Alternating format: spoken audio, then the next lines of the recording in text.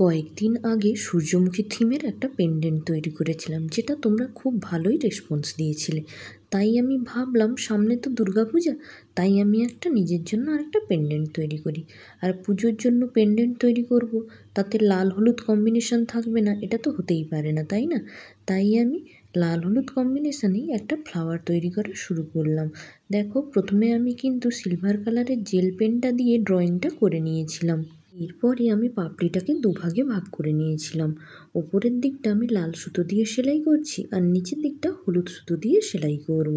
প্রথমে দেখো, আমি 13 স্টিচ দিয়ে ওপরের পার্টটা ফিল আপ করে নিচ্ছি। লাল আর হলুদের কালার কম্বিনেশনটা খুব সুন্দর না? বিশেষ করে পুজোতে পরলে তো একদম সোনাই সোহাগা হয়ে যাবে। এই ভেবেই আমি কিন্তু এই কালার কম্বিনেশনটা ঠিক করলাম। আর আমি আজকে কিন্তু এই যে লাল কালারের সুতোটা, এটা কিন্তু অ্যাঙ্কারের সুতো ইউজ করছি। এরপরে হলুদ কালারের যে সুতোটা দিয়ে কাজ করব, ওটা কিন্তু নর্মাল মেশিন থ্রেড। দেখো, আমি সব রকমের সুতো দিয়ে কাজ করি, শুধু যে অ্যাঙ্কার, আইরো বা নর্মাল মেশিন থ্রেড বা ডলি এমনটা নয়।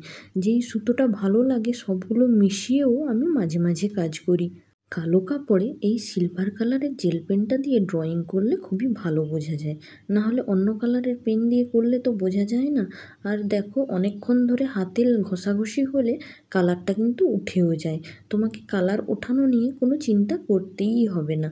বা যদি একটু 19-20 হয়ে যায় সেলাই, যে কালারটা দেখা যাচ্ছে, পেনের কালিটা দেখা যাচ্ছে, এরকম কিন্তু নয়। একটু ঘষাঘষি লাগলে হাতে পেনের কালিটা কিন্তু উঠে যায়। ওই জন্য এই কালো কাপড়ে আমি সবসময় এই কালিটা দিয়েই কাজ করি। দেখো, আমার কিন্তু পাপড়িটা সেলাই হয়ে গেল। পাপড়ির ওপরের পার্টটা সেলাই হয়ে গেলে আমি পাপড়ির যে নিচের দিকের ফাঁকা অংশটা, যেটা পাপড়িকে আমি আগে থেকে দুভাগে ভাগ করে রেখেছিলাম, ওই পোর্শনে কিন্তু আমি হলুদ সুতো দিয়ে সেলাই করব। ভাবলাম সামনে যখন দুর্গাপুজো আছে, তাহলে নিজের জন্য কিছু একটা সেলাই করি। সেই অনুযায়ী দেখো নিয়ে চলে এলাম। এরপরে দেখো, লাল কালারের সুতো দিয়ে সেলাই হয়ে গেলে আমি হলুদ কালারের সুতো দুতার নিয়েছি। এটা কিন্তু নর্মাল যে জামা কাপড় আমরা সেলাই করি সেই সুতো। ওই দুতার সুতো নিয়ে কিন্তু আমি দেখো লং এবং শর্ট স্টিচের মাধ্যমে ফুলের নিচের দিকটা ফিল আপ করে দিচ্ছি। এরকম কাজ আমি আগেও করেছি, আবারও করছি। এই কাজগুলো করতে কিন্তু ভারী সুন্দর লাগে। হ্যাঁ, মানছি এই কাজগুলো খুবই সময় সাপেক্ষ। দেখো, এই ছোট কাজটাই করতে কতটা সময় লেগে গেছে আমার। আমি যখন বড় কোনো কাজ করি, সেইটা এডিট করতে আমার যত সময় লাগে, এই কাজটাও এডিট করতে ঠিক ততটাই সময় লেগেছে।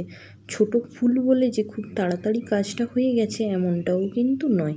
ফুল ছোট হলে কি হবে, এই লং অ্যান্ড শর্ট স্টিচ দিয়ে কাজ করলে কাজটা করতে কিন্তু অনেক সময় লাগে, যেহেতু পুরো ফুলটা একসাথে সেলাই করছি না, ফুলটাকে দুভাগে ভাগ করে দিয়ে সেলাই করছি। প্রথমে উপরের দিকটা একটা আলাদা কালার, আবার নিচের দিকে একটা আলাদা কালার। ওই জন্য ফুলটা সেলাই করতে কিন্তু বেশ সময় লাগে।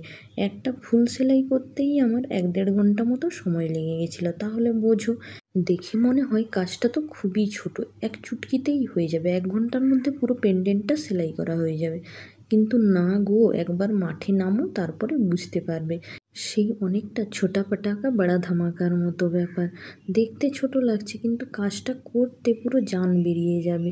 এই যে ছোট ছোট ছোট ছোট একটা একটা করে স্টিচ দিয়ে পুরো ফুলটা সেলাই করতে দেখো কতটা সুন্দর লাগছে। একটু কষ্ট হোক, কিন্তু দেখতে খুবই সুন্দর লাগছে। ফুল সেলাই করার পরে আমি কিন্তু পাতা সেলাই করতে চলে আসব।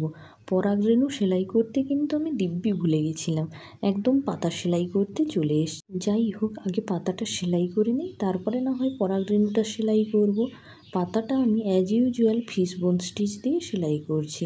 আর এই ছোট ছোট পাতাগুলো এই ফিশ বোন স্টিচ দিয়ে সেলাই করলে দেখতে বেশ ভালোই লাগে, তাই আমি পাতাগুলোকে সবসময় ফিশ বোন স্টিচ দিয়ে সেলাই করার চেষ্টা করি। পাতা সেলাই শেষ, এবার চলে আসব এই যে পরাগরেণু সেলাই করতে। পরাগরেণুটা আমি কিন্তু ফ্রেঞ্চ নট দিয়ে সেলাই করছি। পরাগরেণুটা আমি বরাবরই ফ্রেঞ্চ নট স্টিচ দিয়েই সেলাই করি, আর দেখতেও বেশ ভালো লাগে। এখানে কিন্তু আমি আর অন্য কোনো রঙের সুতো ব্যবহার করিনি, ওই একই হলুদ সুতো দিয়ে পরাগরেণুটা আমি করছি। যেহেতু এখানে দুটো কালার কম্বিনেশান দিয়ে ফুলটা করেছি, এখন যদি আবার আমি অন্য রঙের সুতো দিয়ে মাঝখানের পরাগরেণুটা করতে যাই, তাহলে আমার যেন মনে হবে একটু অড লাগবে। অন্য সময় হলে ঠিক ছিল, আমি ঠিক অন্য কোনো কালার দিয়ে করতাম, কিন্তু যেহেতু আমি পুজোর জন্য পেন্ডেন্টটা বানাচ্ছি, তাই আমি লাল আর হলুদের মধ্যে রাখতে চেয়েছি। এখানে অন্য কালার দিলে একটু অড হয়ে যাবে না, লাল হলুদের সঙ্গে অন্য কালার হয়ে যাবে, তাই আর আমি রিস্ক নেইনি। এরপরে দেখো আমি চারদিকে বর্ডার দিয়ে দিচ্ছি স্টিম স্টিচ দিয়ে।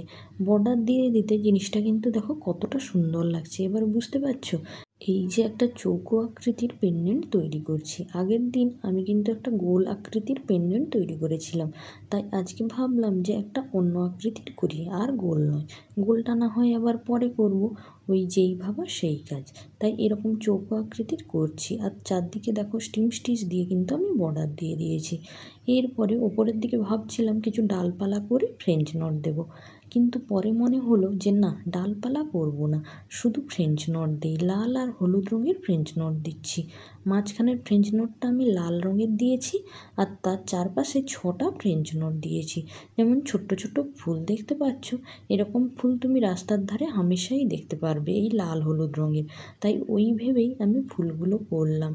আমার কাজটা যদি ভালো লাগে তাহলে অবশ্যই অবশ্যই করে পাশে থেকো বন্ধুরা। আমার ভিডিও দেখার জন্য অনেক অনেক ধন্যবাদ।